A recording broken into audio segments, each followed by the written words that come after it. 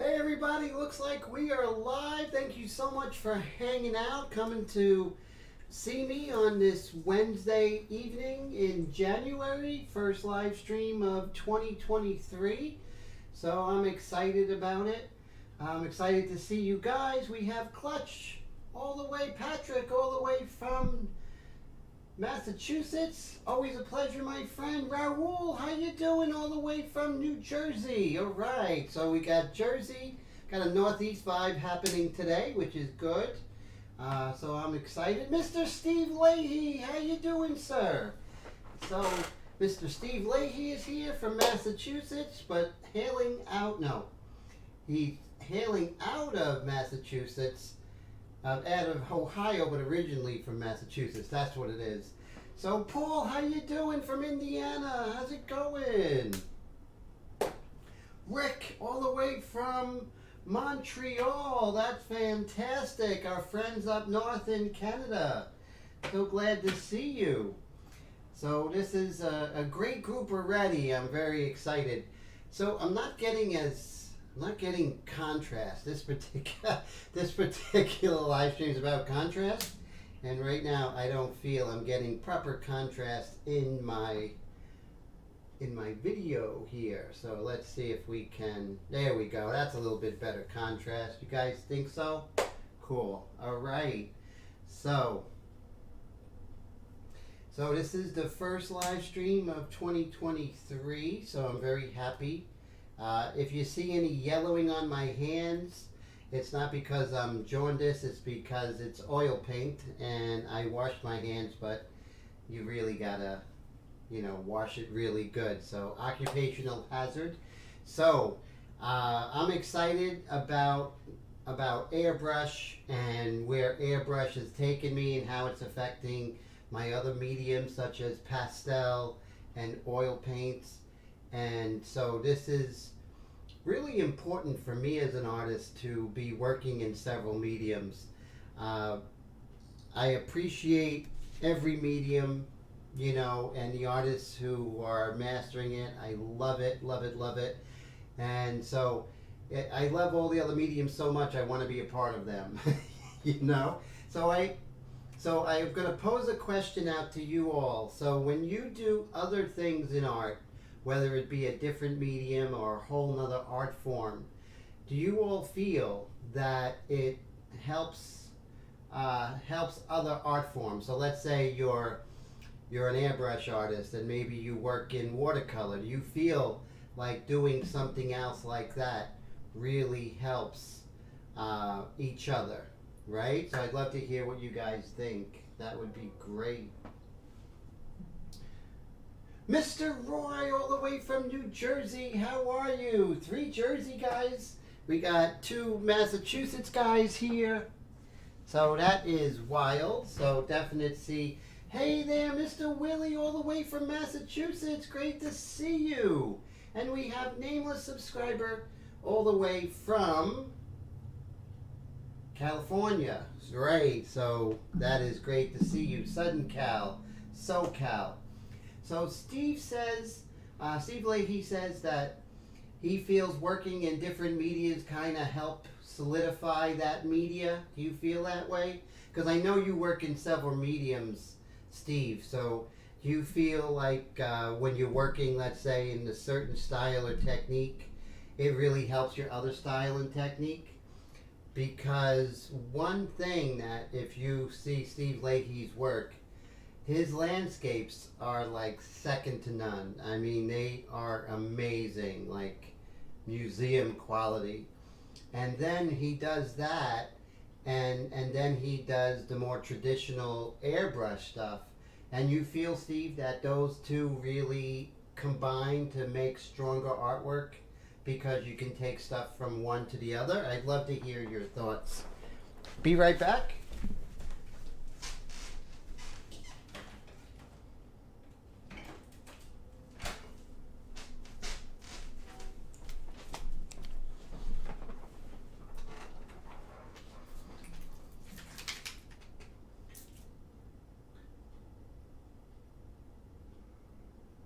Oh, Oh, so Steve says also watching artists of other disciplines always teaches him something. Very cool, very cool. So that's a great insight from Mr. Steve Leahy, which is always great. All right, so here we are in our painting, and we want to add contrast, and I think it's time to add contrast because we have an overall tonal tapestry of everything on the light side, but we've been working on texture the whole time. And Mr. Clutch Pyro says he finds that when he works in one medium, it overtakes his workspace for the previous medium. Yeah, I feel that way too. Some more than others, right? Definitely. I definitely agree. And let me just take a swig of water here, and then we'll get started.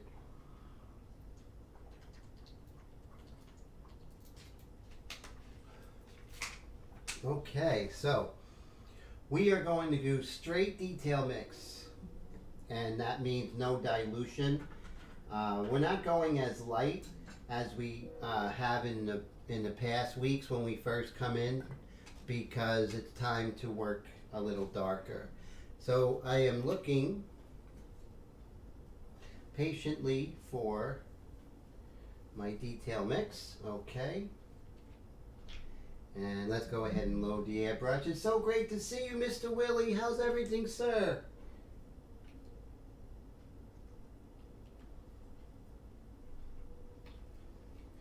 Perhaps I'll turn on the fan and test out my trusty Extreme Patriot arrow, customized by myself. Okay, so let's see. Ring dust gets everywhere. Yes, Mr. Patrick Clutch Pyro makes the most amazing custom fine art rings. They're just incredible. I'm doing okay, my friend. Thank you so much for asking, Mr. Willie. And so I'm so glad that you're doing okay, sir. So, all right, game plan. What do we do? Where do we start first? Always the eyes, right? So let's go ahead. We don't really need any kind of shield or customized shield at this point. But I do need glasses, so I'm going to put them up. You know, when it comes to painting, if I'm at the easel and I'm a little further away, I don't need glasses. But here I definitely need glasses. Oh, let me get my reference up here. Let's see, where are you, Paola? Bam, there she is. So beautiful. Okay, and now I gotta get my own picture here. Where is Paola? So I use something called, which is really fantastic, Pure Ref. If you haven't tried it, please do. You will absolutely love it once you really start using it. And it's free. pureref.com or pureref.org, I'm not sure, but it's a totally free program.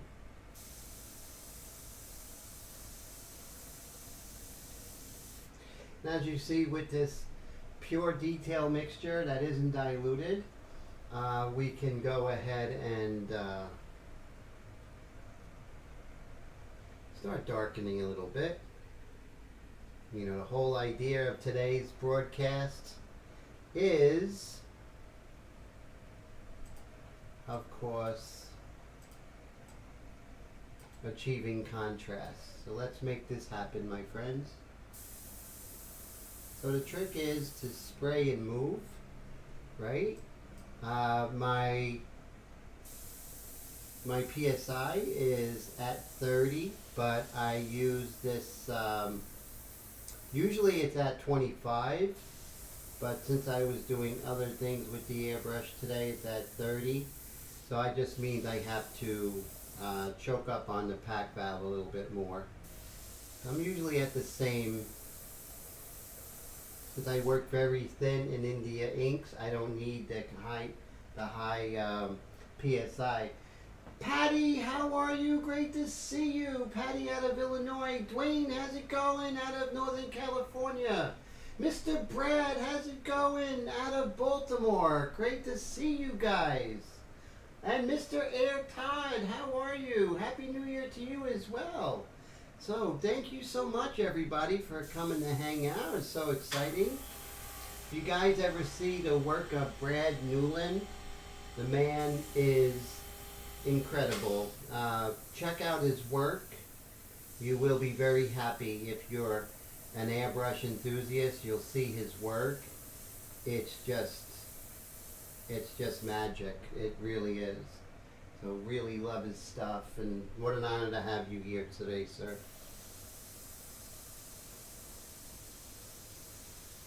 And I'm not trying to, solve any equations here. I'm just very lightly darkening things.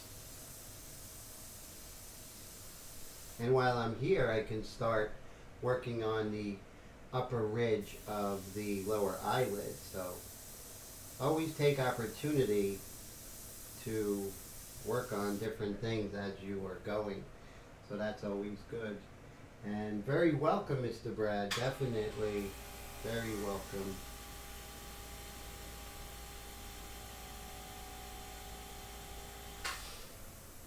And we'll just come over here. Very lightly, just darkening some areas here and there.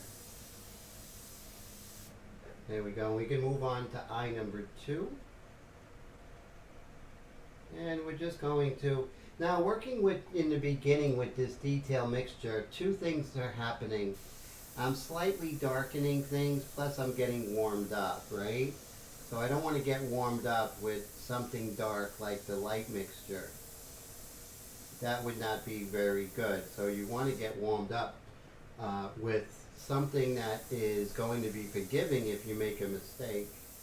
And then when you're warmed up, then you can start playing for keeps. Sun Tzu, the Art of War. Every battle is won or lost before it's ever fought. So you want to basically have a game plan where it is designed for you to succeed. And that's what I'm doing, really.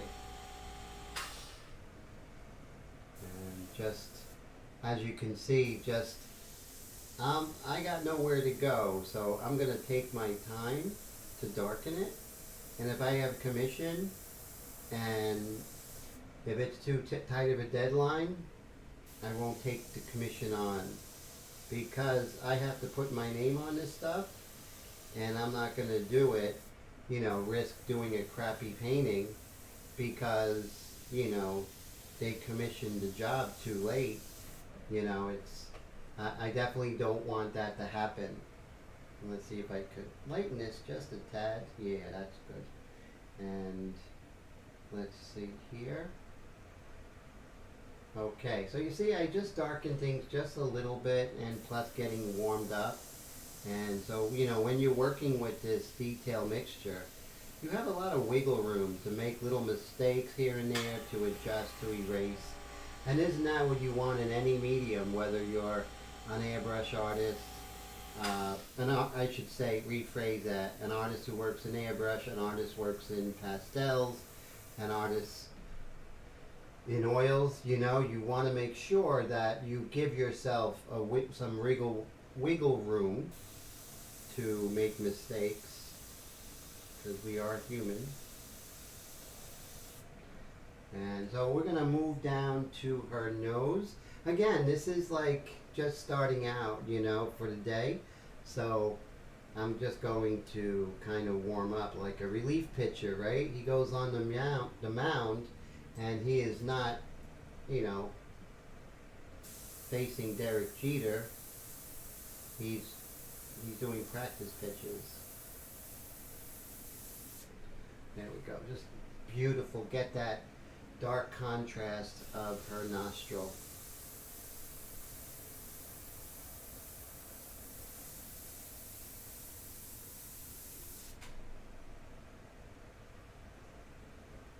Mr. Leahy says what he's amazed by is how much saturation you can get with the detail mixture. It looks great. Thank you, sir. I appreciate that. That means a lot. Thank you. And yeah, so the detail mixture is, I love it because even though it's like watered down, diluted, like some crazy amount, but you know, you can build it up because it's a transparent.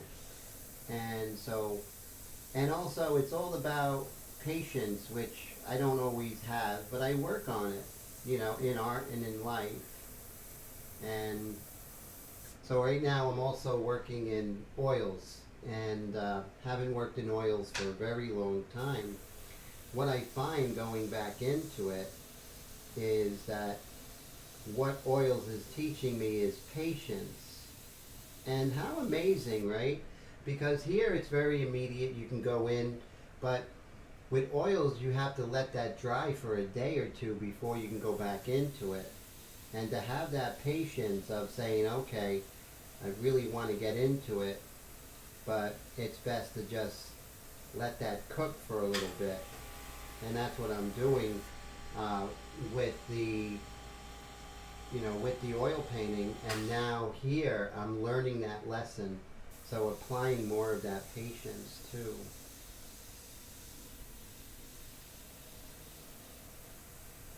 And notice that distance. So you see right here, this part of the alar cartilage, we see this little dark crease here of that alar cartilage here. And then I want it lighter around it. I don't do anything different with how I pull back the trigger. The difference is the distance that I have from the airbrush is from the paper.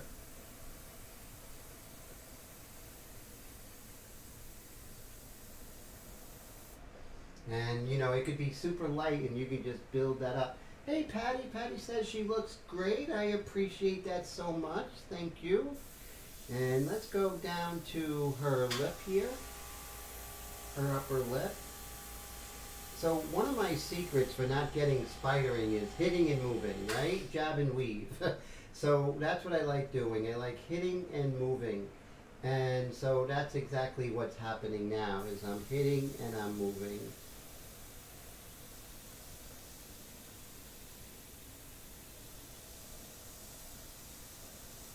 Now remember, things are uh, three-dimensional from left to right and up and down and diagonally.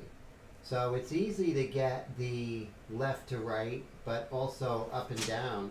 So if we look at this bottom lip, we're seeing that the bottom part of the lip is curling away from the light. And you see a slight indication of that in the reference. And it's important to look for stuff like that. And this way you can really get that turning, you know. Our job as realistic painters is to make things turn, make things three-dimensional.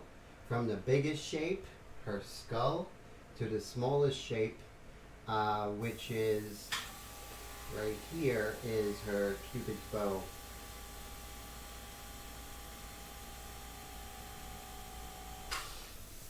And here it gets dark. Even when I'm doing the dark, I'm hitting and moving, right? I'm not staying, so even the dark of this corner of her mouth, I'm hitting and I'm moving. And I'm not giving that ink a chance to sit in that one area, concentrate, and A, get too dark, and B, become a spidering effect. So two aspects of why it's important to hit and move, so to speak. Mr. Patrick says it's so easy to spider inks, I gotta spray so gently. Yes, spraying gently is one thing as well, very good.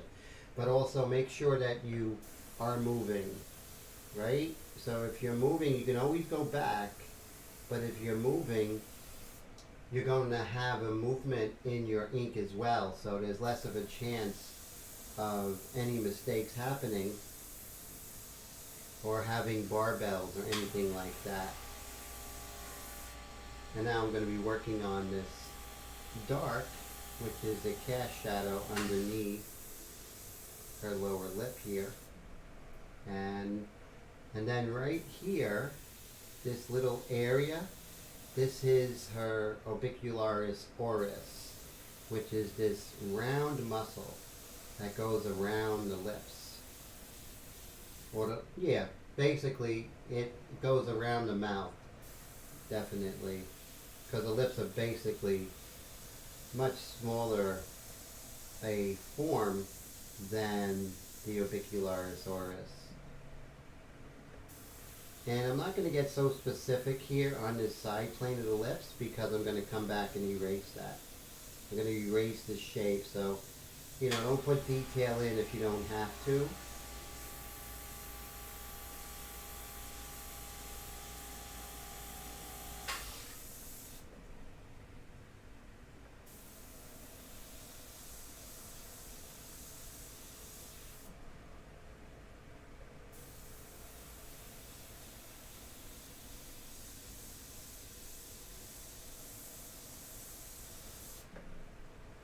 Start getting some of those details that are in there. And oh, Brad says especially on Yupo. Yes, it's a different it's a different surface. You have to have a little different philosophy, definitely. Just as good, just a different approach. Saying the same thing, but just changing the language a little bit. That's all. And I know Steve works on Yupo paper quite successfully, I might add. So does Brad.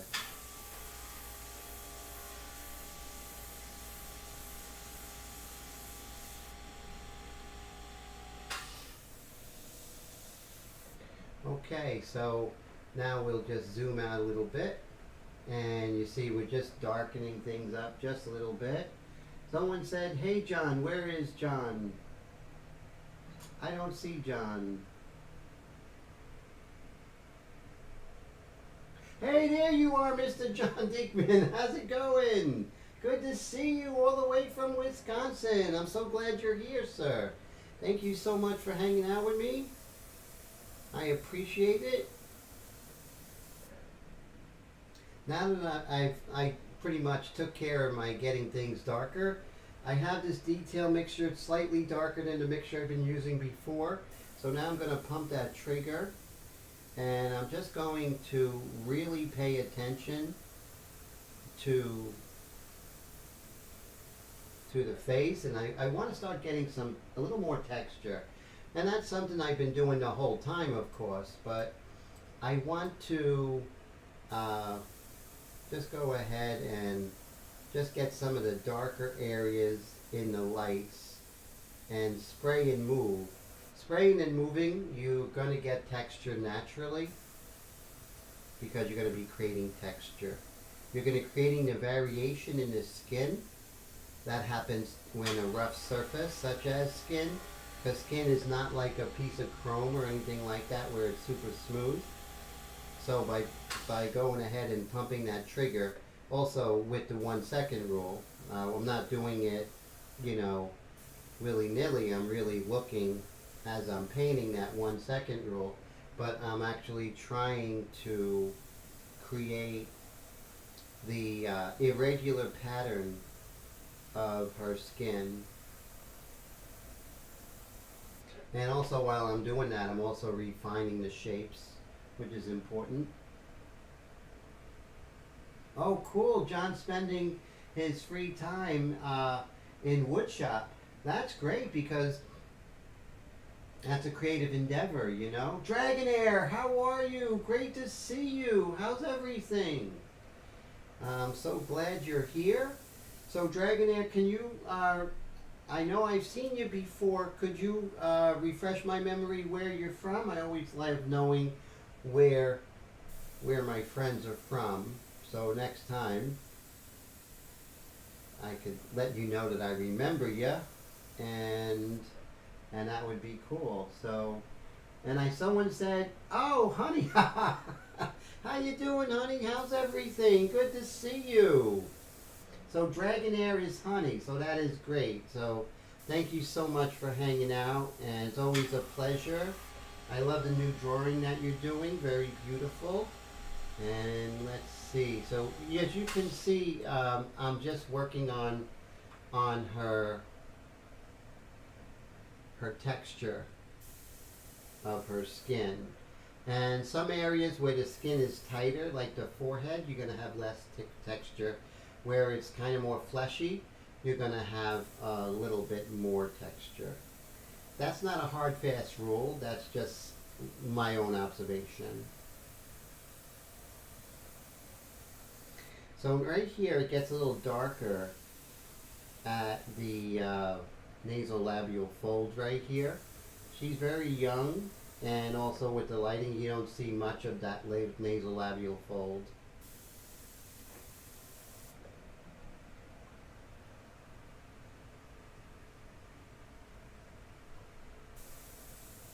So very cool group we have today. Very excited to see. I'm going to raise that air pressure a little bit.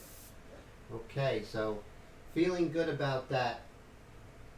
Let's continue down this center line and see if we can, let me move this up over here. Ooh, that's nice. This way I'm not getting a, how do I say, I don't want to get the cast shadow from one of these cameras here. Maybe I can darken it a tad. Yeah, okay. Alright, so now we're just going to come in with this straight detail mixture. And I'm just going to reinforce the cast shadow of her mandible onto her sternocleidomastoid over here.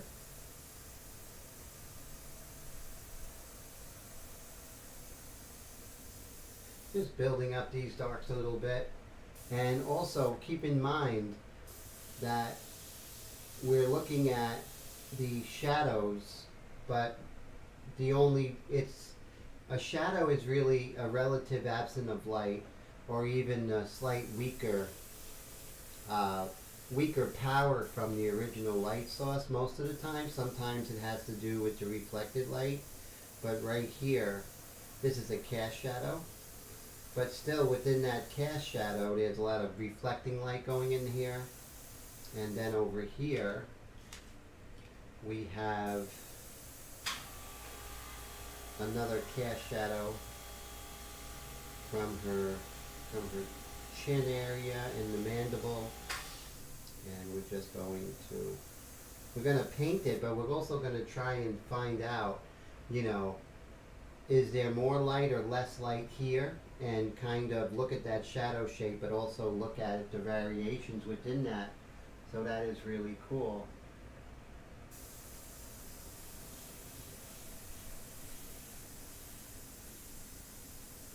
Notice I don't have any shields here because I need to soften this edge here, right? It's a little too harsh. I need to calm it down, make her look more natural. So I've been looking at a lot of videos out there and just loving the work that people are doing. And it's so exciting to see everyone expressing themselves in this medium, of art and then video. I think it's a very special time in the history of art that artists can actually apply their knowledge of their craft, regardless of what it is, and express it even more fully, almost as a performance art in a sense, by doing video. That's a little too dark, right? But I'm not going to do anything because when I darken other areas, it's probably going to fall into place. But I'm going to keep that in the back of my head, like maybe that's something I need to address later. But since it's wet, this now is not the time. Here I'm going to work on the retroorbicularis oculi fat right here, and that's the shadow. And so we really want to make sure that we get this shadow. Again, in the back of my head, I know there's a cast shadow coming from her zygomatic bone going up to here in her cheeks into that shadow, but I'm going to leave it alone because now's not the time. It's wet. So knowing when to actually attack is just as important as as whether or not to attack.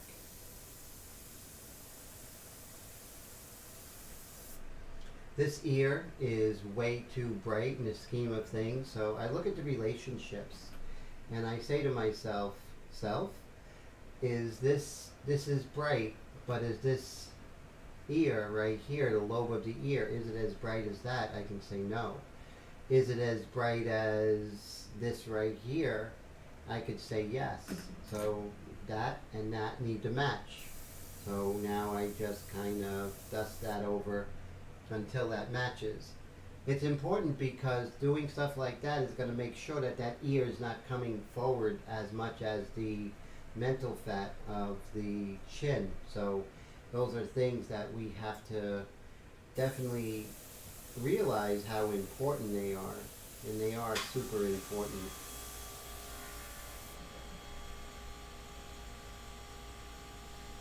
Very cool. Great to see everybody.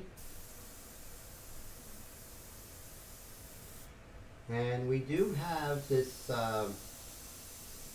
little earring here, so I can work just a little bit on it. And it's a minor detail, but it's a fun detail. So we'll make some visual notes for later. Now you can see how unwise it would be to go ahead and develop a minor detail like an earring, because it'll draw all the values off and the whole idea of working the ensemble. So that's why it's crucial to make sure you work everything together and slowly, and not bring one area, and definitely do not, for me, definitely do not bring up a detail of something so minor so early.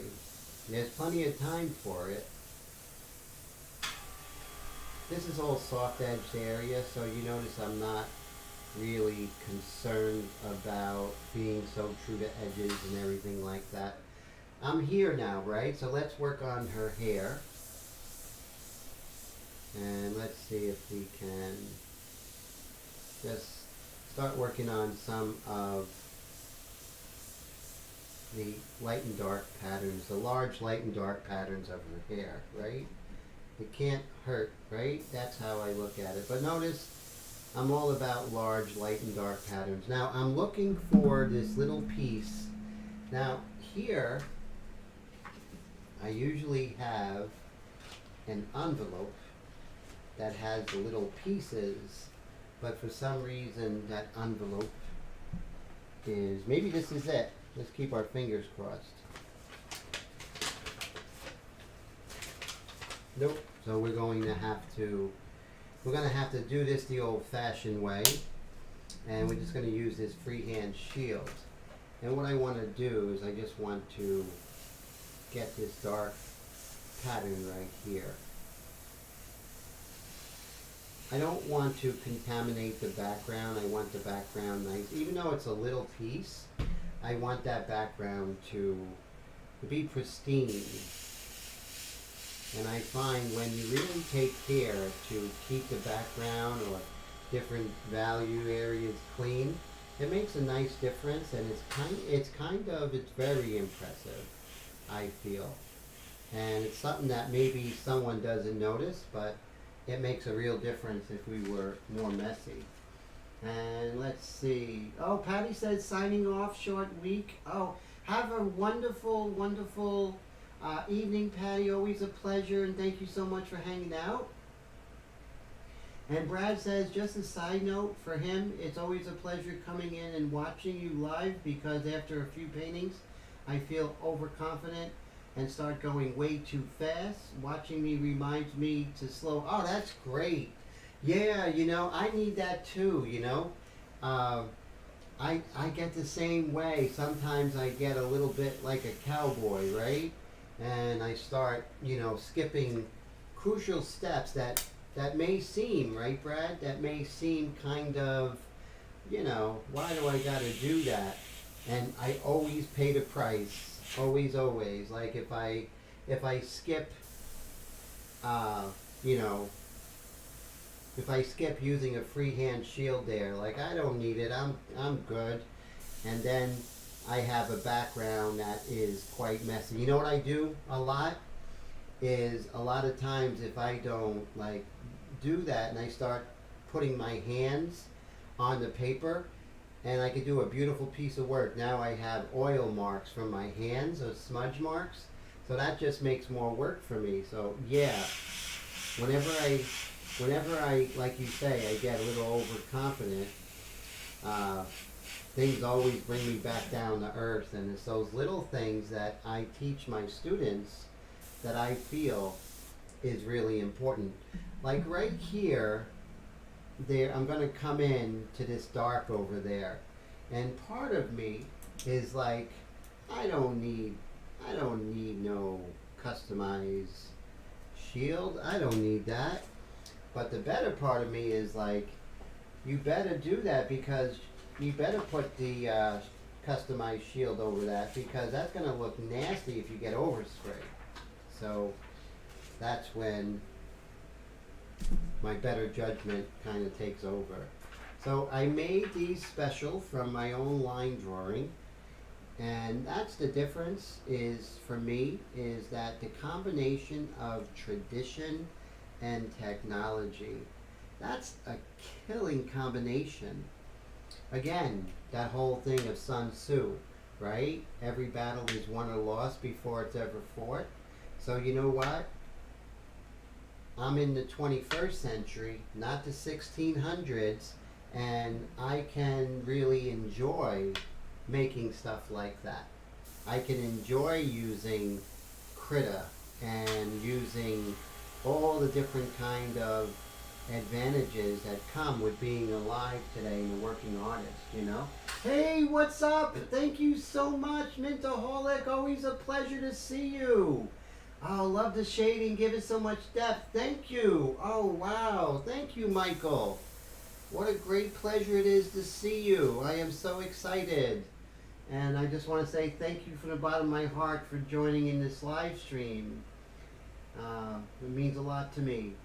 And Brad also says, also tonight reminded me of the importance of the detail ink in the set. I need to start using it again. Oh yeah, the detail mixture, right, Brad? That's the key. That's the cornerstone, you know? That's the one thing that makes everything kind of work. And I've been experimenting with different mediums. In the beginning, I was talking about different mediums and using these ink mixtures for the underpaintings for every medium, including oils and acrylic and doing airbrush underpaintings in Createx. I mean, this is the best. And that's my own this is my own assessment, doing clinical trials, my own little clinical trials. I would say critical trials for me, and just working that out, seeing how. So these Airbrush India inks are waterproof, so you could use them as a underpainting for oil paints. That just blows my mind. What's great about this is that, let's say you do a pencil drawing, which 99% of us do it first, and then you do a airbrush underpainting with these inks. You can go ahead and still erase those pencil lines because it's not trapped underneath. So for you airbrush artists who work in acrylic, I mean, you don't have to worry about any of those pencil lines getting stuck underneath. For your oil painters out there, you could use this as your underpainting, and look how detailed that we're able to get, right? Incredible detail and all of that, and that is key, you know, and it just opens the door for us to have much more beautiful underpaintings, right? That is so. Mr. Brad Mummery, how's it going? Great to see you. How are you, my friend? Brad, all the way from Manitoba, Canada. And Mike, Mintaholic, is all the way from Southern California. How cool is that? So trying to get the locations of everyone because you all are so important to me. And so, and I know I haven't said it, I always do. I just want to say thank you so much to God for giving me the lights, the house, the apartment, the health, and all that stuff. All those wonderful blessings to let this live stream happen. And to all of you who are here to give me this incredible amount of encouragement to realize that I am doing the right thing with these live streams, right? And so we're just going to use our freehand shield, perpendicular, not parallel when you can. And now so now, even though we're still working with a detail mixture, I'm getting this tonal fabric, and that's what we want, that tonal fabric, and keeping that.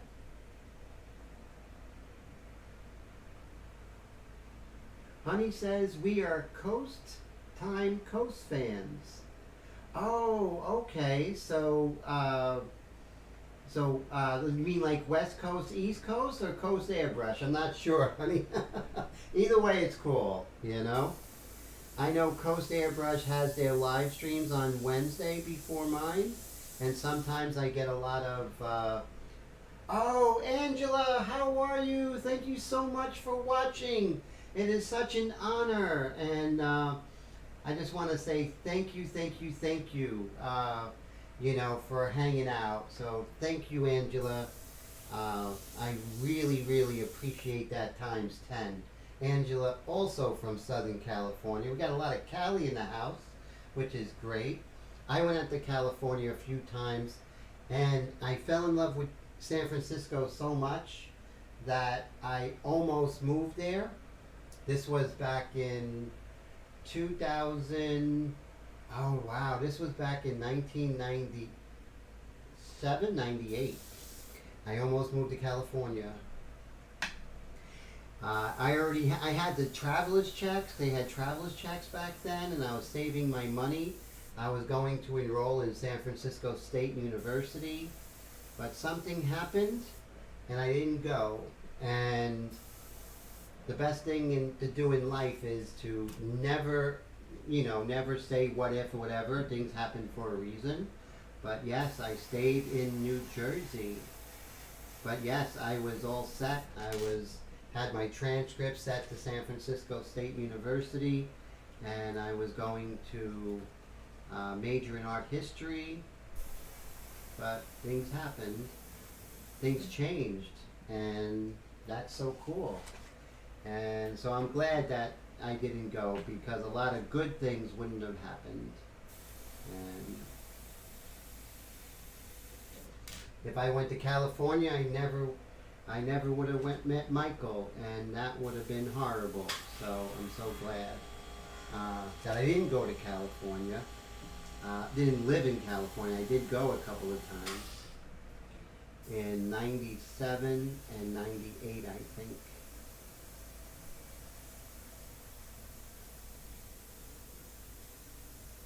There we go. And you can see now we're creating this tonal framework, and that's what we are really oh, so honey meant coast to coast. Yes, bi-coastal, right? That's what we are. That is so cool. And international. We got a real Canadian presence going on with Mr. Brad Mummery and Rick and Brad, our Canadian connection. I love Canada. I really do. Never been there, but you know what? I really think Canadians are super wild, super cool. Get along with your guys' culture. Just so nice.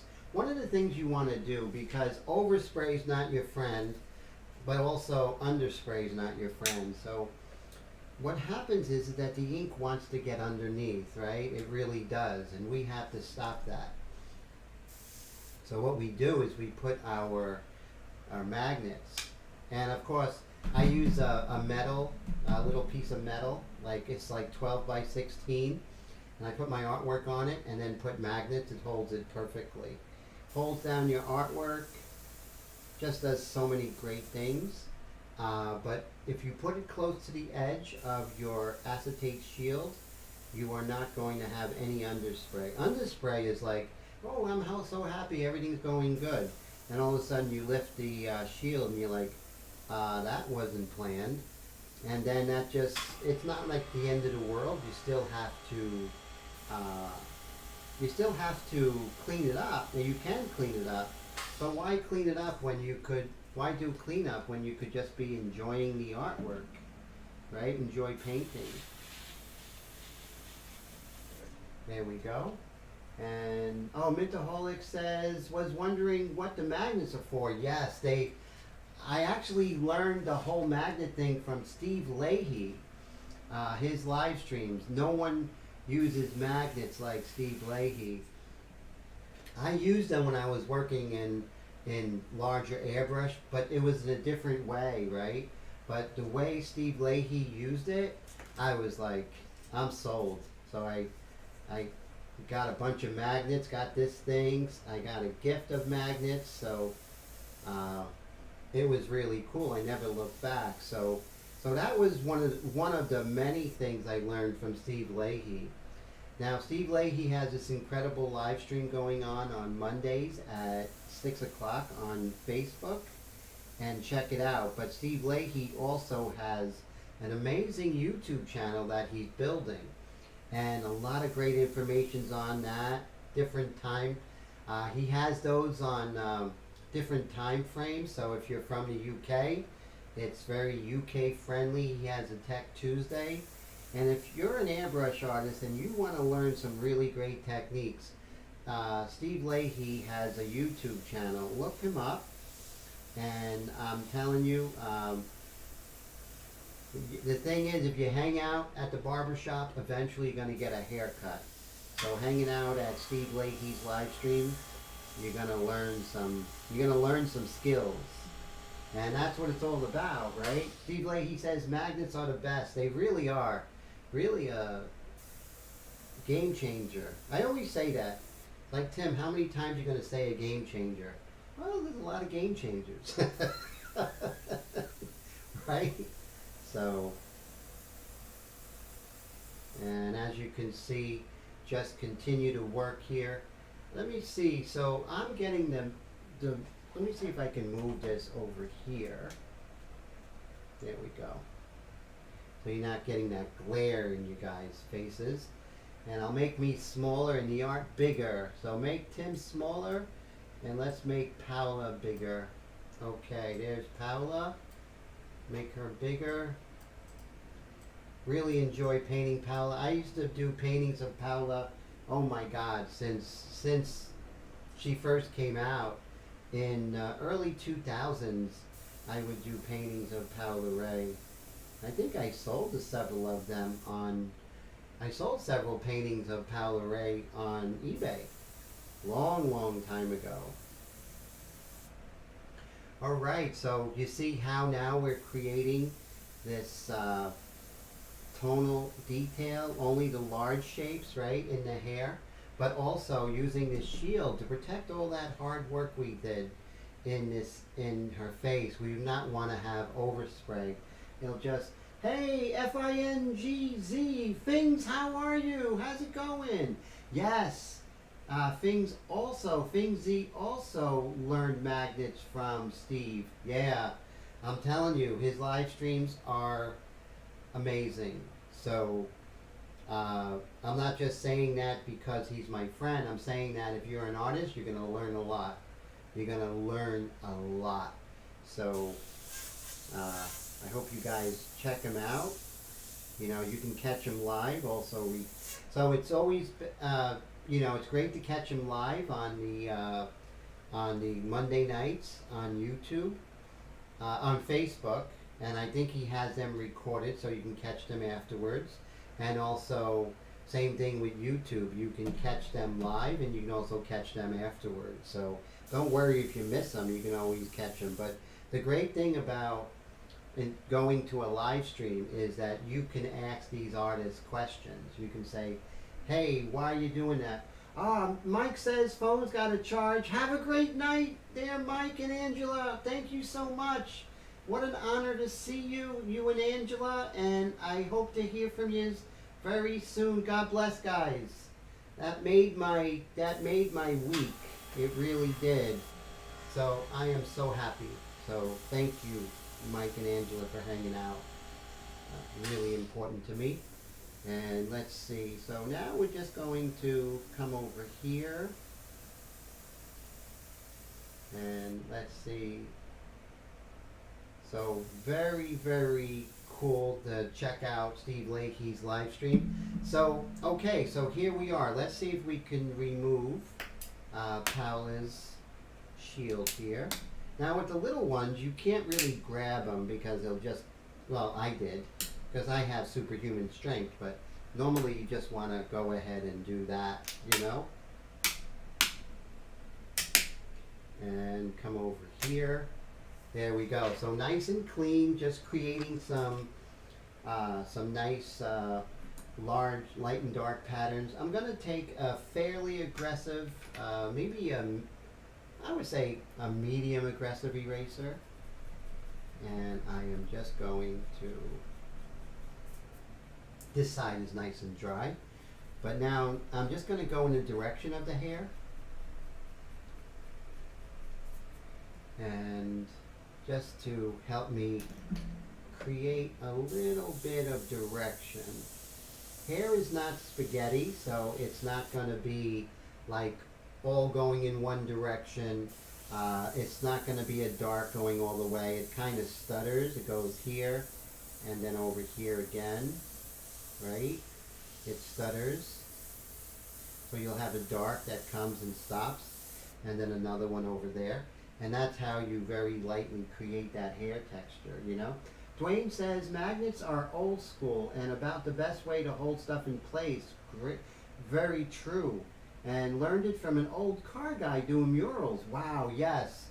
So, I came into the airbrush world also being in the fine art world for many, many years.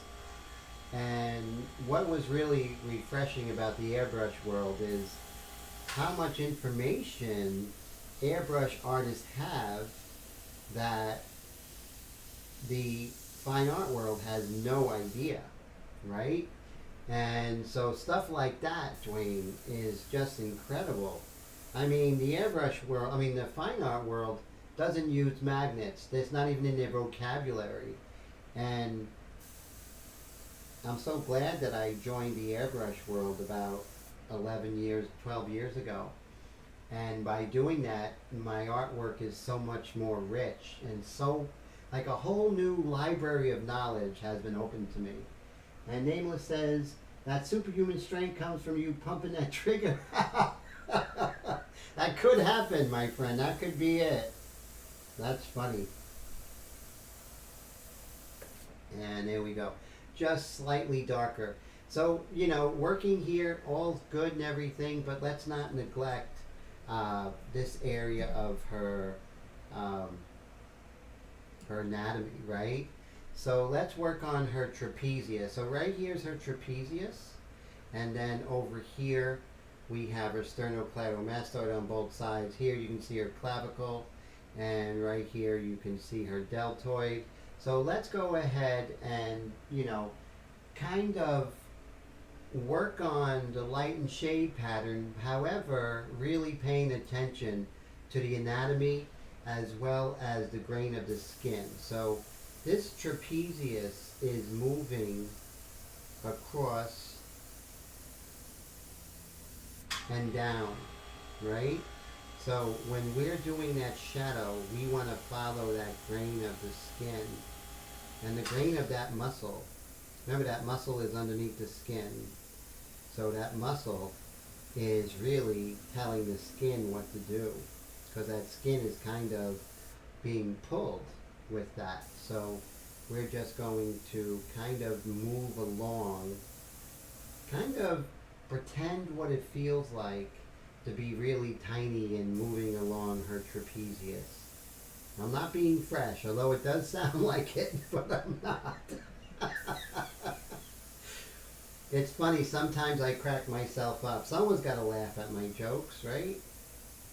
Am I? That's always a great sign, you know, when you are painting and you run out of ink or paint or anything. It's always a wonderful sign. It means you're working. And so I gotta refill my airbrush a little bit. I'm gonna work in the detail mixture a little bit. There's no rush, no time limit. I can do 12 episodes of Paola Rey. It doesn't matter. What matters is the result, right? And let's see. Dwayne says he learned airbrushing. Oh, he learned airbrushing from an old angry guy who had a custom shop. He would let him watch it and hang around. You know what? He probably was really happy to see you, even though that was his shtick, right? But I'm sure he was always so excited to see you, and probably gave him a lot of joy, Dwayne, when you were, you know, a young guy coming to hang out and able to share something that a lot of people don't give it its due, you know. So I'm sure he was always happy to see you.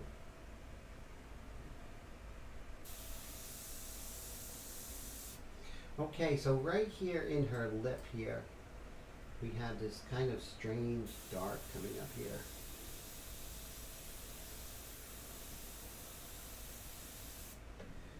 There we go. And like I said, really enjoying developing these light and shade patterns as well as working on the anatomy. And Nameless says, hanging around angry people is rough. I would know. Oh, wow. So, yeah, you know, it's not easy, right? It definitely isn't sometimes.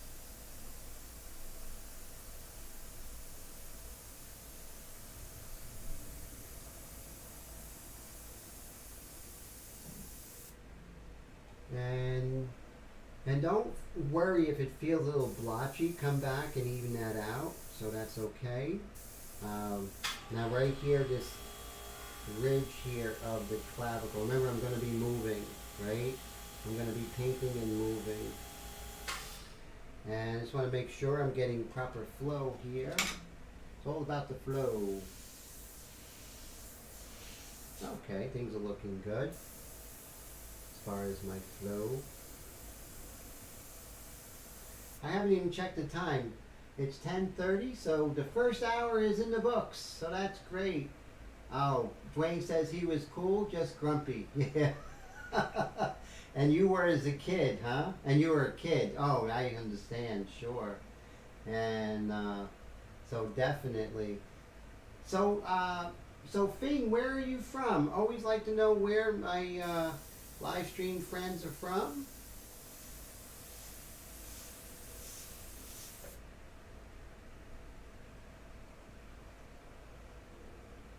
Okay, here's a really good trick. It's a nice trick. I don't really am big on tricks, but I like this. So when I did my drawing and then made this freehand shield, this customized shield, I should say, made from my drawing. And what I'm going to do, tell you what I'm going to do. Okay.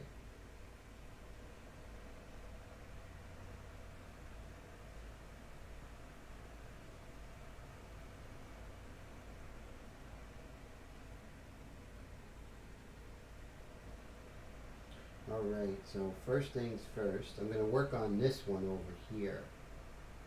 I'm just going to get this side correct.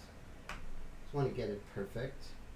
What I'm going to do is I'm going to, you know, don't try and freehand something like this. You know, it's an inanimate. You can freehand it. I'm saying don't try and freehand it with the airbrush. It's just not going to be as good unless you do it this way. So that's always good. Oh, you're from Naval, the North Shore of Montreal. Great to see you. What an honor. That is great. So we got 3 Canadians in the house. And so that is fantastic. And, oh, so Steve Leahy said he enjoyed Montreal.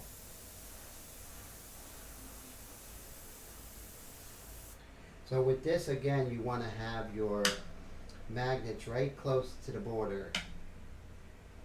So we don't want underspray. Underspray is bad.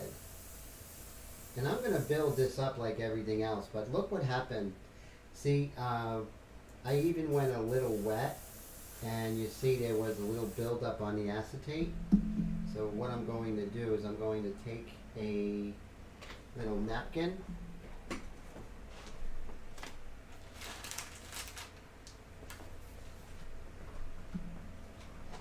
so if anyone's interested, there's a link in the description. You can go ahead and purchase a set of these Airbrush India inks. And if you're working in color or you're doing black and white paintings, the Airbrush India inks will be fantastic as a work of art in their own right, and as an amazing underpainting for whatever medium you're working in. So really, I hope you try them if you haven't. I've sold countless and never had a complaint. Never. And I'm so proud of that and happy that I was able to help artists by creating something like that. Let's take a look and see how nice and sharp edged that is, right? Because it's not a organic object, right? This strap. So having this strap like really hard edged is really going to help in the overall in the overall effect of the painting, right? So these little things, these little tiny things, and if you go to that next level, is really going to make a big difference. So let's see.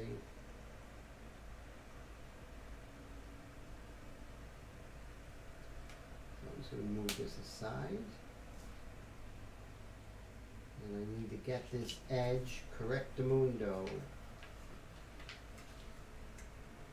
as Fonzie would say.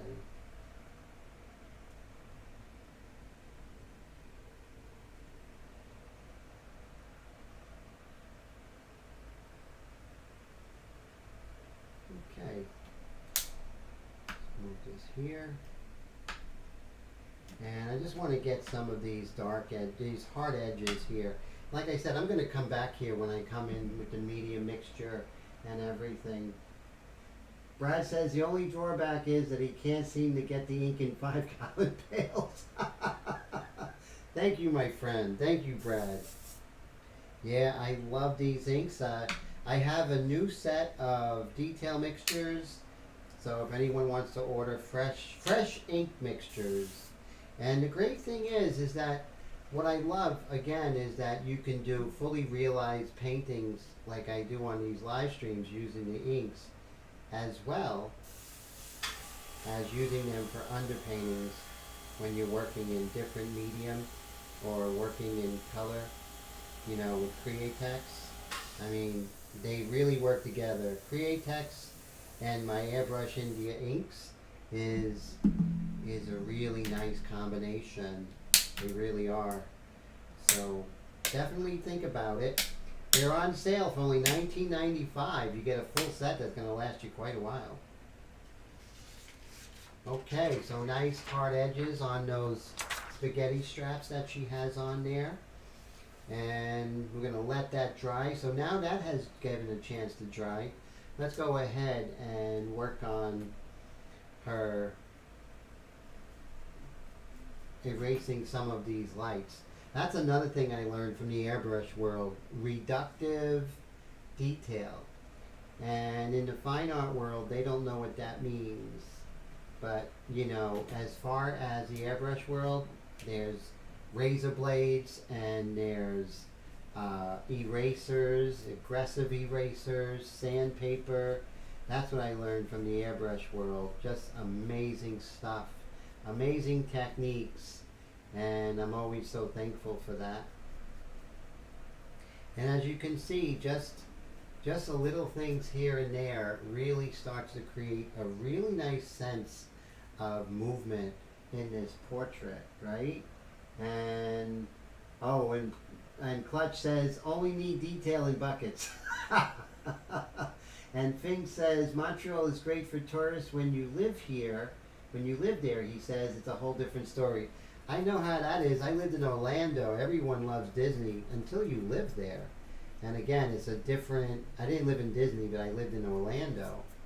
And different story, you know? It's a lot different when you live there. But as you can see, look how the movement in her hair is starting to really make me feel good here. And so now we're going to continue working down here. So right here we have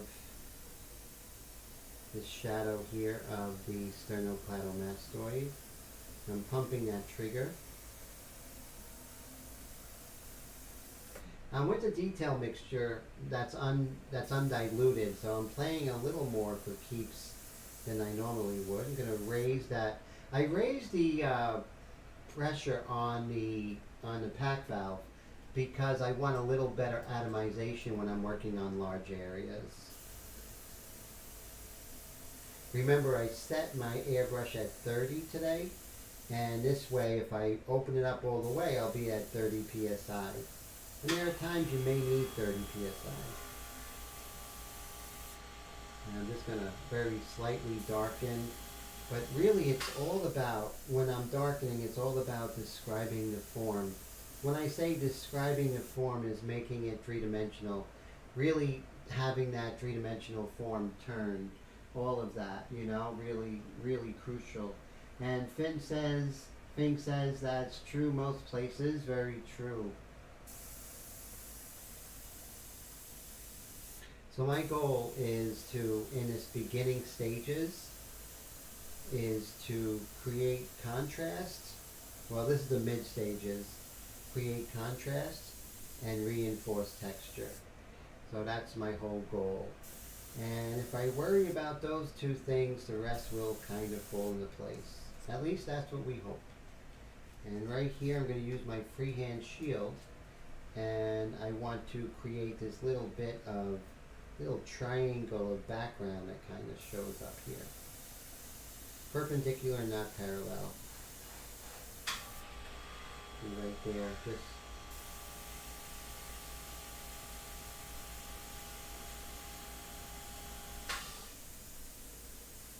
and as we're darkening here, a lot of these midtones may look too dark, but that's okay because everything else is so light. We haven't really punched those darks yet, which we will, which will create contrast, and we'll also make those midtones much lighter, so that means we'll have much more of a tonal range or dynamic range, the photographers will say, which is the range of values from black to white and everything in between.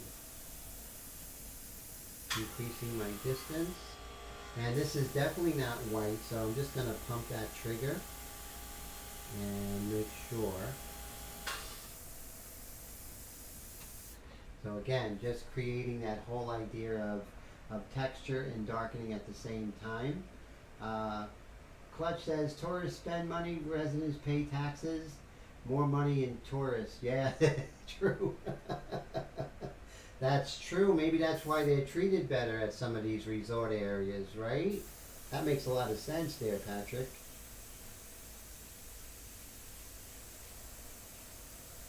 That makes a heck of a lot of sense. Again, see this little light area right here. I'm going to ask myself, is this as light as this? Definitely not. Is this as light as this? No. Is this as light as this? Yes.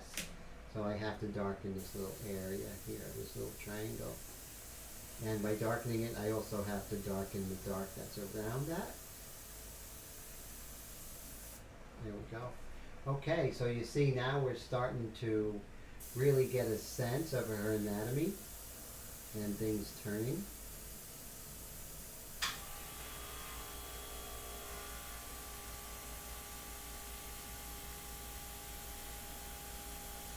Perfect. So, not perfect, but perfect in the sense that, you know, I'm following the guidelines or the game plan. Never will I look at my work and say perfect.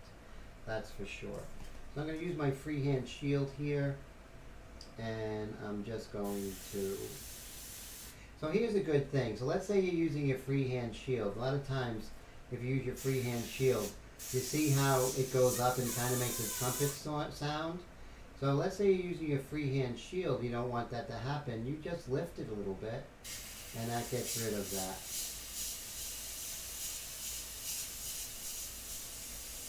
And perpendicular and not parallel. And you see we're able to get that beautiful dark. That little triangle of dark hair right next to the shadow on her sternocleidomastoid. So, happy with it? So far, so good. And, alright, so now, what do we do? What to do, what to do? I think what we can do is maybe start working on some of these little hairs coming here.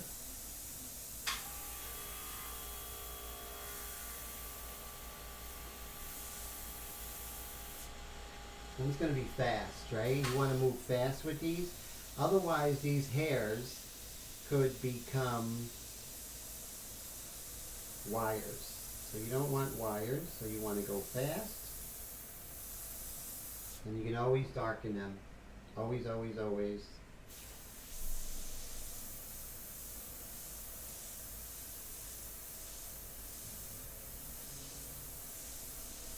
There we go. So you see, that's how we work on these little errant hairs, I call them.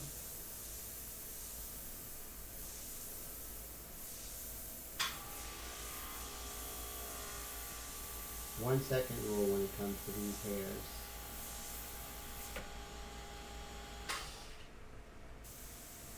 Minor details are sometimes really important, like in this case.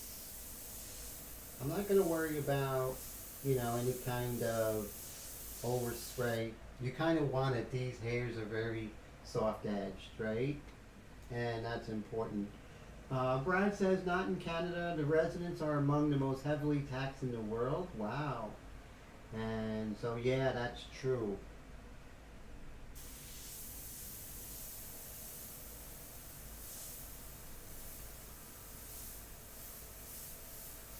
So even though this is a 0.30, but the way that I customize it, you can get these incredible details in hair that basically, I think they do it just as good as any airbrush out there. Hairs are very interesting to do. It takes time to master.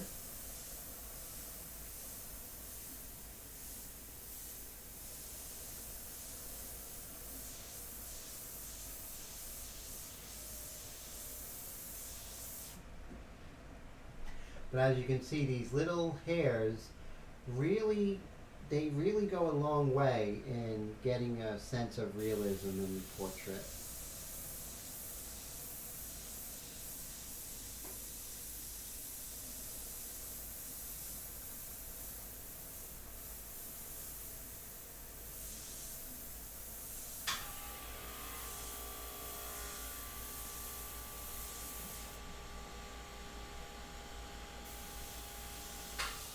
As you can see, we have a hard edge here, and I'll be addressing that later.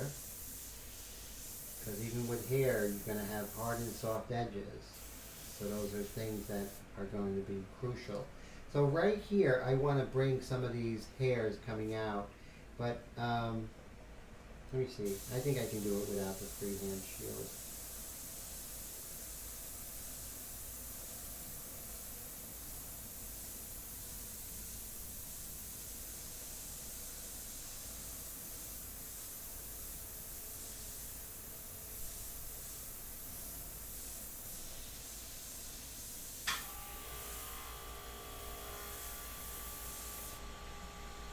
Ever so light.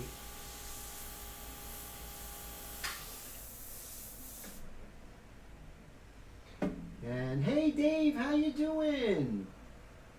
Great to see you, Mr. Gregory. Always a pleasure. So this is the Wednesday night hangout spot, at least I hope. And so I'm so glad you're here, Dave. And Dave, where are you from?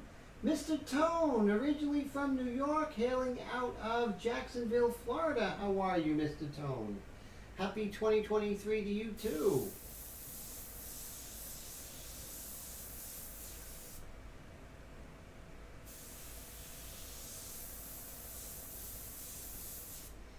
So with the airbrush, that's another thing. So it's always like why I'm so glad to go into airbrush in the last 12 years is that I learned so many great things that I share, such as how to do the best hair in the world is airbrush artists do the best hair in the world. I don't care what other medium you're doing it, you can't do it better than with this medium. So another great asset of the airbrush world. Oh, I'm so glad you're airbrushing. That's fantastic. Mr. Dave, he is from Oklahoma. Wow. Is that not too far from Oklahoma City or Choctaw?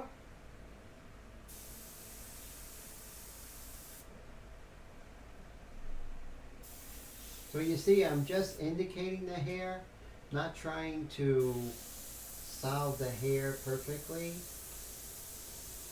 And you notice when I do the hair, it's like little tiny dagger strokes.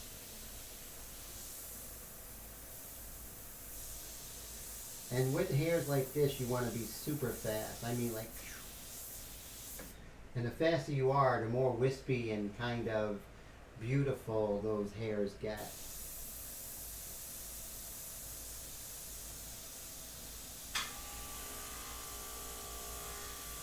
And that 1 second rule is really important when you're doing these little hairs.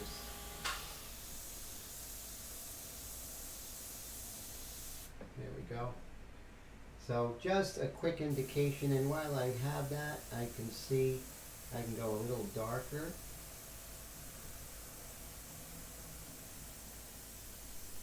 On her shoulder.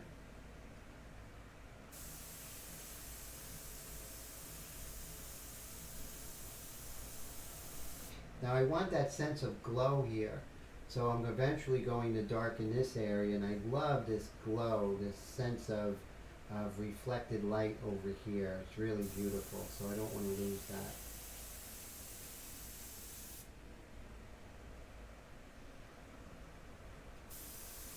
Now right here, this is called the mental fat, and I always see it as a little golf ball. So I definitely want to accentuate that shape that's going on right there.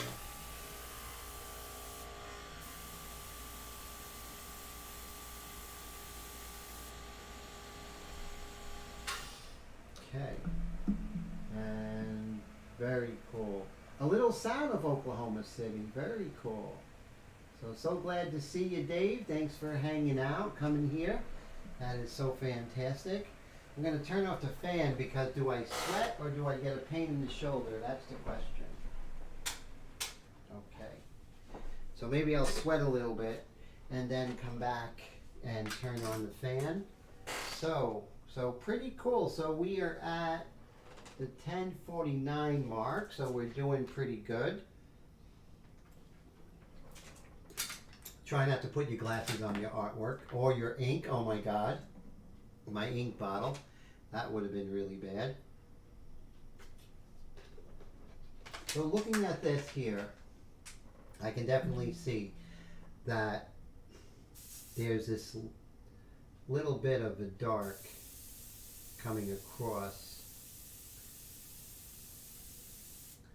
this area, the maxilla, you know, and the malar fat and everything. So there's a downward turn. Remember, light is going from left to right and up and down.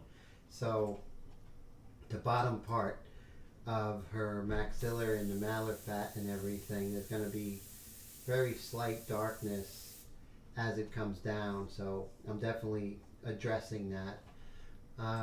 When you learn anatomy and go deeper into anatomy, it's not so much, you know, knowing where everything is, but looking for it and actually identifying it really helps to create clarity in my work, and it will for you too, the more you learn anatomy.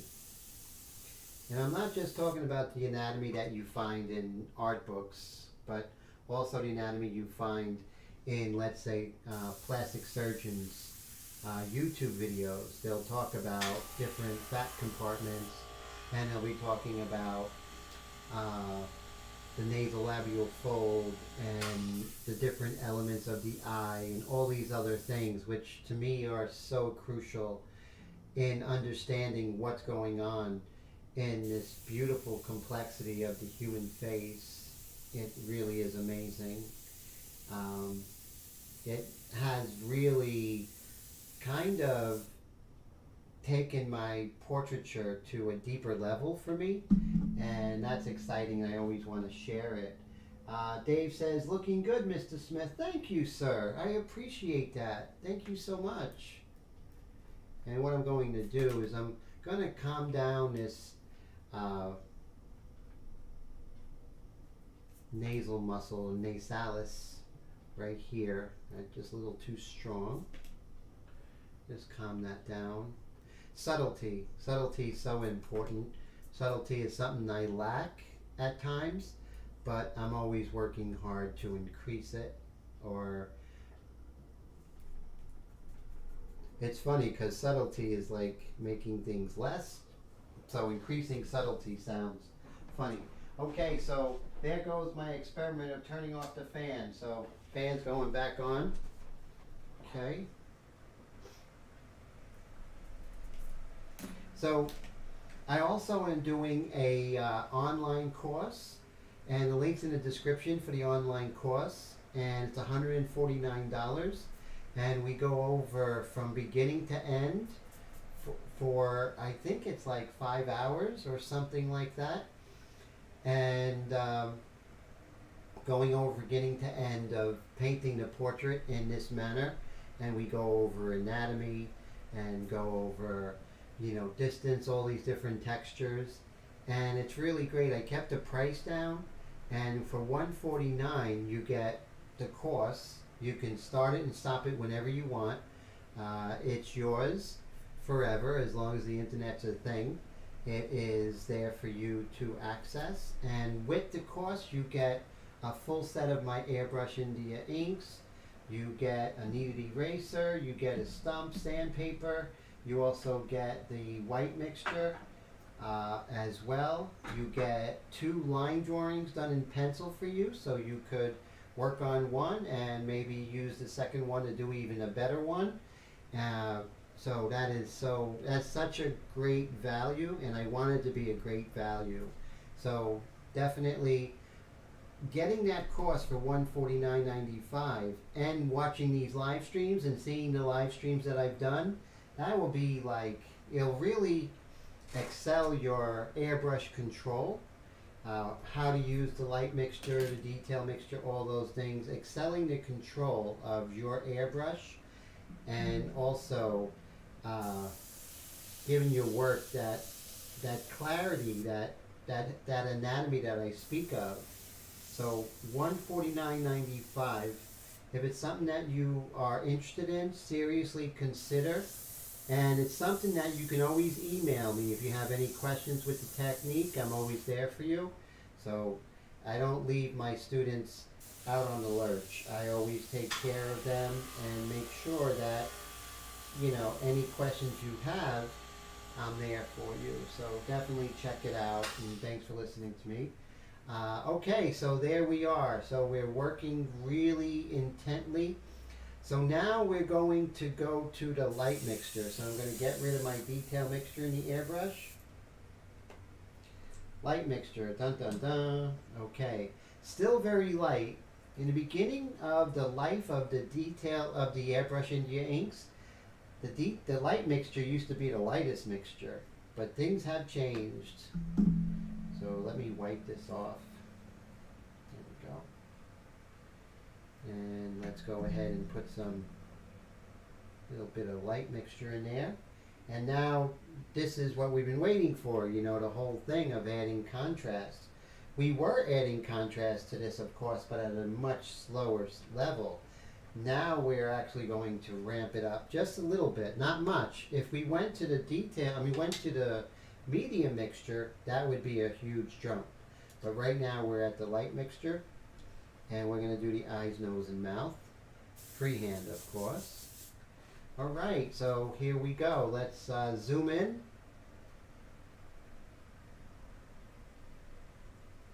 Okay. So we are zoomed in on her eye. And let's make this happen. Let's do this.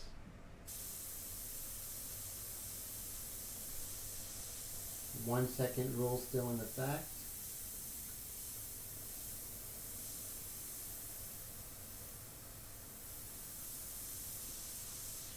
Always worry about your distance.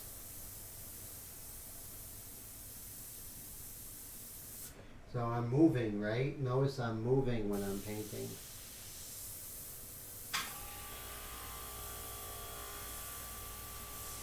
When I'm spraying, my airbrush is rarely static. It's always moving.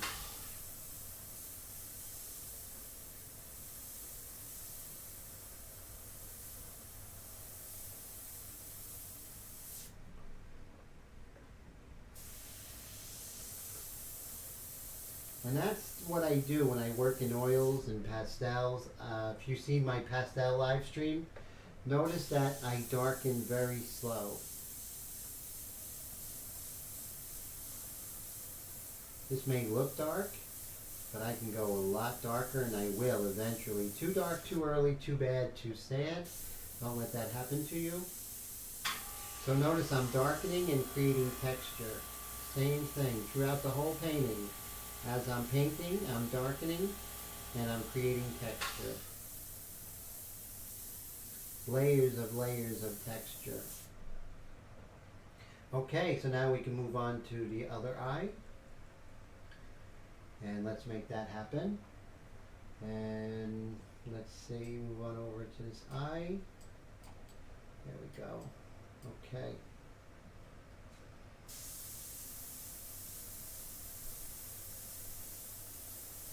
I always like to start with the pupil.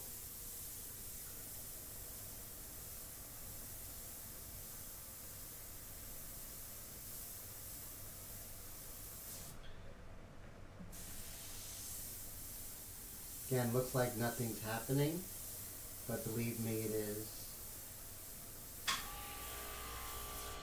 And getting contrast is something that takes time. You don't want to nail it. It's never in your best interest to go ahead and get the contrast early. You know, at least in my style. It's never in my best interest to go dark early.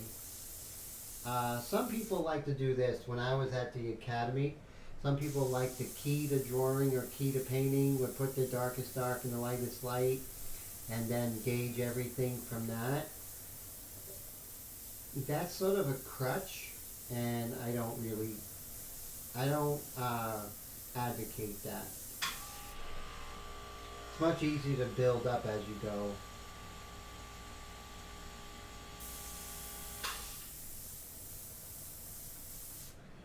Okay, so it's a little bit darker on the top part of the iris because of the shadow cast by the eyelid. Same thing on the other eyelid, make that happen. It creates depth in the eye, even if it's not there. Sometimes I'll put it in there just to create nice depth. And so we see how we went ahead and darkened her eye. Okay, so now let's go down the center line as we did earlier today. Now we have the detail mixture, the light mixture, which is darker.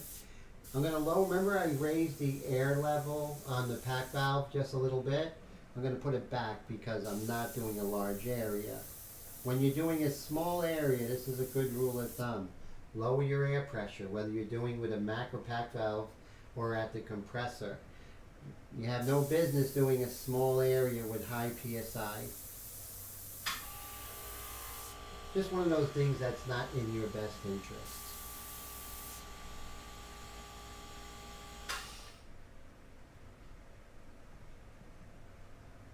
It's a domino effect. When we darken one area, other areas are going to say, hey, I'm too light.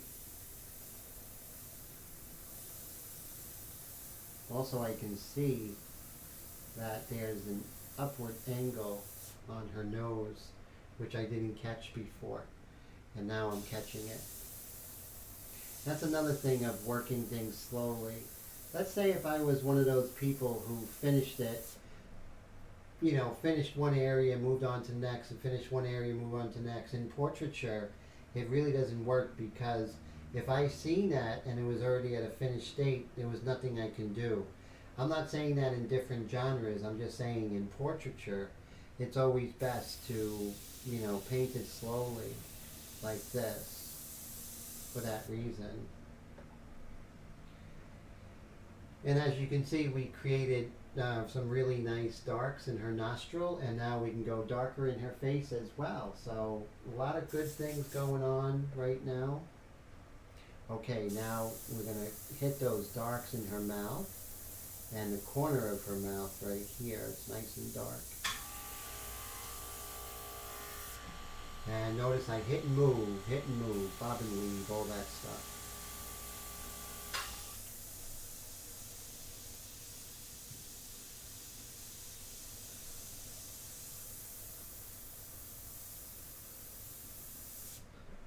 Go and create that kind of left to right and up to down kind of shadow patterns going on there. Now I'm going to go to the next corner of the mouth because that's the darkest darks and that's the best way to handle it.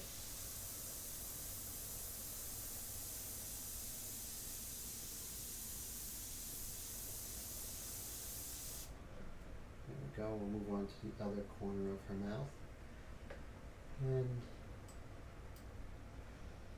And one of the things you notice as you're working about the axis of not being straight left and right, kind of going, tilting down towards the camera right.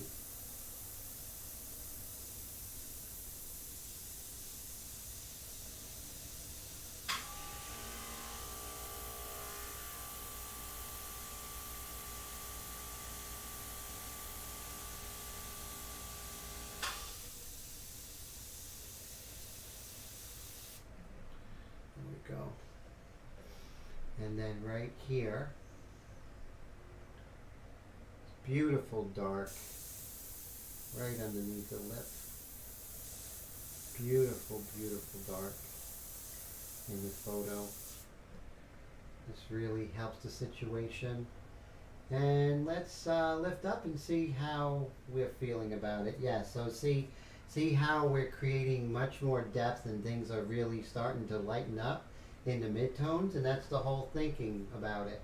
When you darken certain areas, the star to show the eyes, nose, and mouth, the other areas, such as right here, want to be darkened, right? And that's what we do. So let's go ahead, and I'm going to work on this cast shadow here of her jaw onto her sternocleidomastoid. Notice I don't say neck. There is no anatomical form. That is neck. There is no such thing. Look in the anatomy book. There's no neck. There's the trapezius. There's the tracheal area. There is the sternocleidomastoid. But there's the acromion process. Partially the deltoid. But there is no neck. Just doesn't exist. So you'll rarely hear me say this is the neck because there is no neck. Just like the Matrix, there is no spoon. So now that I darken that, I'm starting to darken, and then, you know, take care, Clutch. Patrick, always a pleasure, and happy 2023, my friend. So glad you're here. Later I may do something to soften this edge here if I need to. But you see now when we're darkening that, things elsewhere are darkening. So I'm going to pump that trigger. Now the difference between the straight detail and the light mixture is very slight. But the thing is, well, it's not slight, but it doesn't make a huge jump. But several layers of the light mixture compared to several layers of the detail mixture, that's where the jump is. And also the light mixture on top of the detail mixture. That's the magic of it, right? So I'm going to very quickly put the kettle on. I have this electric kettle. It's amazing. It sets on different temperatures. Highly recommend it. I'll be right back, my friend.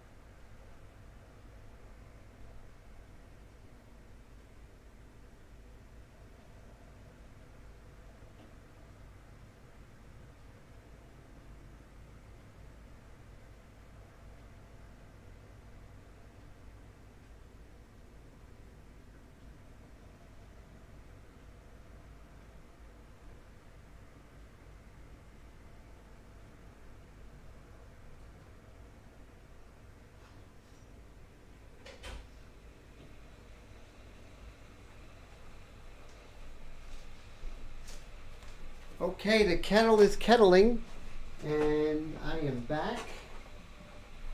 And so cool. So we're back with that light mixture, doing a little bit of going a little bit darker. And this is dry, so while we're here, let's work on those spaghetti straps, right? Let's do that. So since I have this light mixture, why don't I just go in with the dark mixture once? Because if I do, those spaghetti straps are going to screw up the ensemble. So you want to work on these values slowly together, right? It's so important. I can't stress it enough, the importance of it, of painting the ensemble and trying not to, blow out the values by going too dark. So that's why even in these spaghetti stripes, I'll go detail diluted, detail, light mixture, medium mixture. Okay, so here goes. I'm going to hit and move. I don't want to build up of ink on the surface. There we go. So leave that as it is, as you may, as it may, or whatever. Let's see. So now I'm just going to take off these magnets, and I'm going to wipe down this freehand shield before I reposition it. I don't call it a stencil because it is a shield that is customized to use from my original drawing.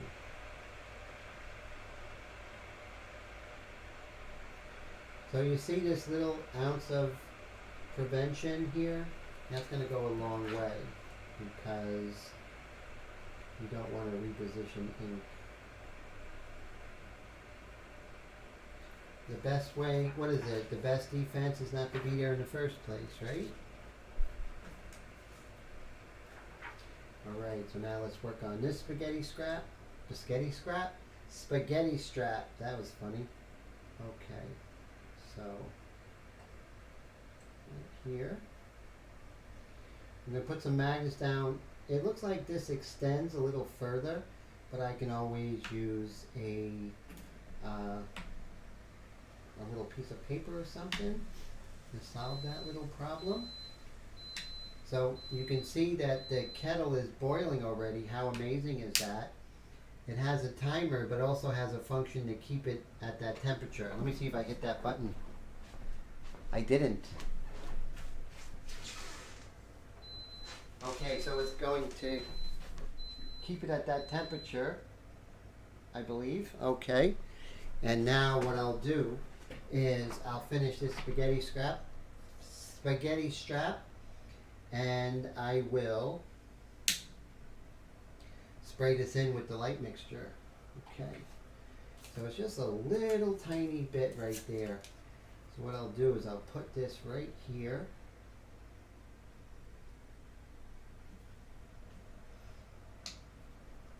Another thing I learned from airbrush artists is the fact is that airbrush artists know that anything could happen and to prepare for it before it happens, and how cleanliness is so important. Alright, so let's make this happen. I don't want to go too wet, but you're going to be surprised. This light mixture is very, very much stronger than the detail mixture, but not as dark as when I come in with the medium mixture and get the end value. It's all part of getting that contrast. And then when I go in with the light mixture in the hair, it's going to lighten everything up. So it's very cool how all this kind of builds. So you see now, as we darken this spaghetti strap, it actually lightens up the areas around, so it actually gives me permission to start to darken other areas. And so that light mixture is really causing a lot of areas to show their true value, and as that happens I realize that things are too light or too dark. Brad, have a great night, always a pleasure. Oh, and Mr. Todd says everybody hit the thumbs up. I appreciate that. So we got another 15 minutes to go. I'm just going to make my tea. I'll be right back, guys.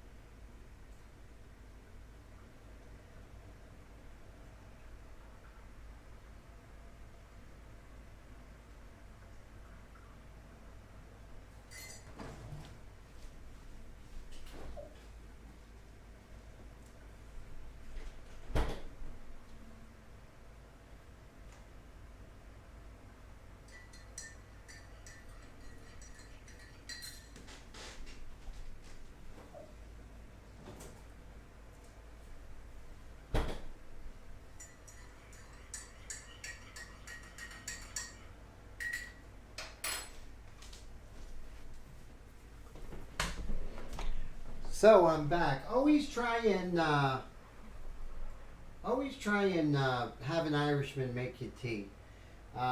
It's in our blood. One of my secrets for a good cup of tea is, after it's brewed and you have it nice and brewed, you put in your sugar if you want sugar, but instead of milk, half and half really changes it. Just makes it a little more refreshing and just feels like home. Comfort tea, that's how I look at it. I also like tea with lemon and stuff like that, but if you ever on a cold night, a nice cup of regular tea with half and half in sugar, wow, that's some good stuff. Okay, so you see we darkened this, feeling good about it. We darkened this area. And now what we can do is we can actually put on the hair only stencil. And I wouldn't say stencil, the hair only customized shield. That's a lot different than a stencil. Stencil you buy. A customized shield is something you make for yourself for that individual painting. So that's basically where I come from with that, and why, I stress the fact that it's a customized shield, not a stencil. Okay, so now what we're going to do, we're going to make sure that it's nice and clean. And again, this is all very gradual, we're not building Rome in a day, we're taking our time, just as an oil painter would. An oil painter will work on an area, wait several days for it to dry, then go over it. For the most part, there is such a thing called alla prima, but that's a different live stream. And you want to get rid of anything that might stain or dirty your painting. That would be bad. Okay. This area for some reason doesn't line up, so I'm going to stay away from this area right here. Look away. Okay, so just bring this over, well, not there, but where I'm covering. It keeps, when you're working on a large area such as the hair, you're going to get massive overspray. So whatever you can do to keep it clean and not have any overspray or underspray is really crucial. Not important, crucial. It's something that is going to, you'll learn the hard way if you cut corners here. So you definitely want to really pay attention to, I know, wise person once told me, don't sweat the small stuff. In life, yes, that's good. In airbrush, that's bad. Sweat the small stuff, right?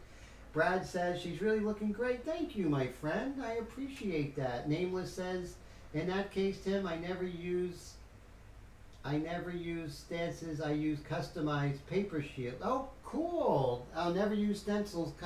Exactly. If they come from your own drawing, then that's a customized shield. It's different, so, it's not better, it's not worse. I'm not saying that, stencils are bad. That's not for me to make that decision. That's for you guys. What I'm just saying is for me with my own technique, that's what I do. But, so many great artists doing different things that are different for me, and I'm all for it because it helps me. So I'm going to look for those little tiny shields. I had little baby shields.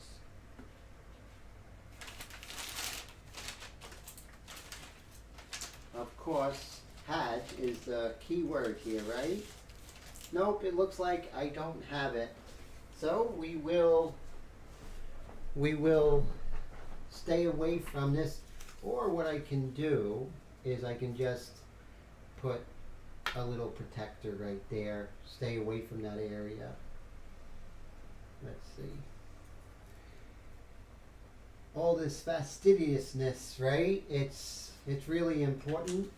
Tone, have a great night, sir. Always a pleasure. So glad you're here. It is in the details where the angels and devils dwell. I love that, Mr. Leahy, right? It's in these little tiny details, right? That the people who do it a lot end up, you kind of wonder. But since we do it a lot, we know the dangers of not doing it, and that's why we are so, we are so thorough about this, because we know how much work cutting just one little corner can do. Just create more work for us. And see, with this light mixture, it's darker, but not that much. We're still building up.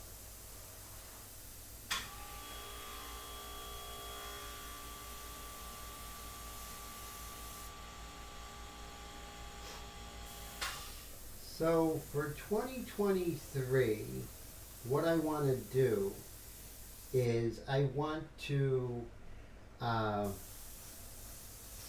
I want to basically appreciate other artists more and really try, with my limited bit of influence, is to let people know of the great work that's out there and how thankful I am of it. And so that's my little revolution, New Year's resolution. Now I'm going to show you something. I did see it earlier. Let me see if I can find it. Oh, it was over here by my paintbrushes. Let's see.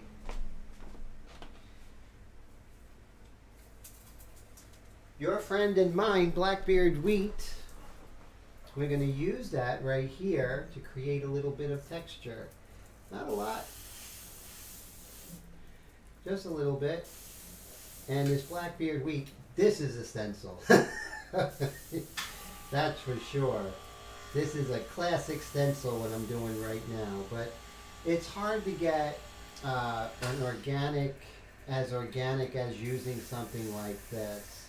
So it's in your best interest to use something like this if you need it to make a better painting. So this makes the best hair in the world. A lot better if I tried to do it freehand.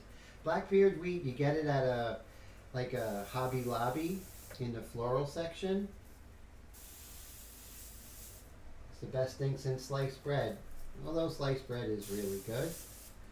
Oh, see, I overdid a little bit.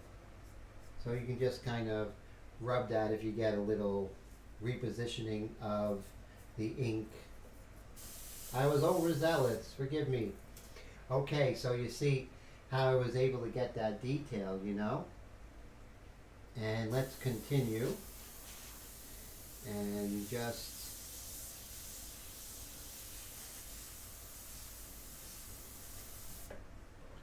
bring that over. So now you can see going in with this light mixture how much more volume we're getting in Paola's hair. Much more volume. And all of a sudden things start coming to life when you add a little bit of contrast, but not contrast too early. Contrast too early doesn't have texture and doesn't have a built-up layering system of values and kind of sophisticated language of tone. And so that's where this comes in, working this way. That's why Angela said he wants you to paint the ensemble. Paint it as if it was done all in one breath. That's what Angela said. And studying Angra's work and his teachings for many years, I think that's the insight that he's coming from, is that you're building up this value so slowly, that layer upon layer, before you know it, you are at a place in your painting where it just has this feeling of translucency in the lights and luminosity in the shadows and beautiful, wonderful contours that are both soft and hard. And that could only come from doing something in that manner, Sliced wheat bread is very good. I am partial to sliced rye bread, but it has to be really fresh, right? So yeah, nothing like good bread, You can have the best sandwich meat, but if it's on bad bread, it just doesn't work, right? Bread is really important. Now, with my diet, which I haven't been dieting, bread's a no-no, but if loving bread is wrong, I don't want to be right. Right?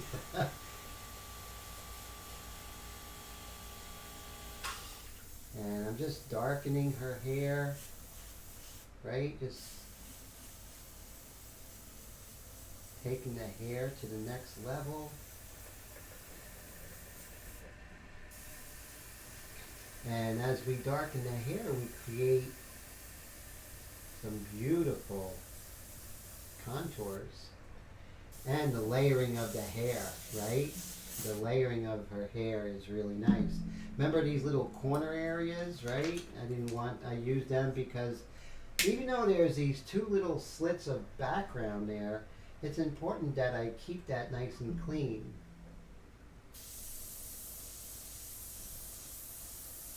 Now, those of you who want to use the detail mixture, or want to use the India inks, my Airbrush India ink sets, realize that when you go to the darker inks, you get a little less control.